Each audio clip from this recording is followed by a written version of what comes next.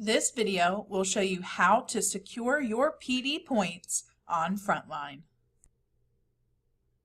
When you are on SID, you'll notice in the quick links there is a Frontline Education link. When you click on it, it will ask you about absence management or professional growth. That's the one you want, professional growth. This is your Frontline Dashboard. Hopefully you are familiar with this, at least for your walkthrough feedback, as well as your SMART goals and things like that. So when we talk about finding our PD points, we want to go to the activity catalog. You're going to click on activity catalog and then the division catalog. It is really important that you remember to alter your dates when you are searching for something. If you notice right now it's starting on today's date. So if I put in the second quarter huddle that I'm searching for, there's nothing listed for today. However, YCSD did offer a secondary teacher huddle on the 2nd. So now if I search, you'll see here are the two options. There was a 10 a.m. and a 2 p.m. session. So you can also search by your school. So if you wanted to put in your school, and again, you want to make sure that you change your dates.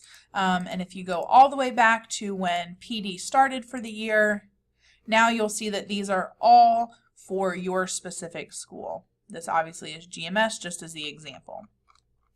So again, when you go in and you enter your search term, which again should be your school, alter your dates. When you want to sign up for one of these to get your points, if you attended one of these, you will click on it and you will click Sign Up Now. Once you've signed up, you can go back to your main window here. And again, you will then see that it says approved or in progress. So right now this is showing up as I have requested to add this to my account. So now I'm going to click over here. It says you have to complete the evaluation. So I'm going to click on Manage. And now I want to do the YCSD Professional Development Feedback Form.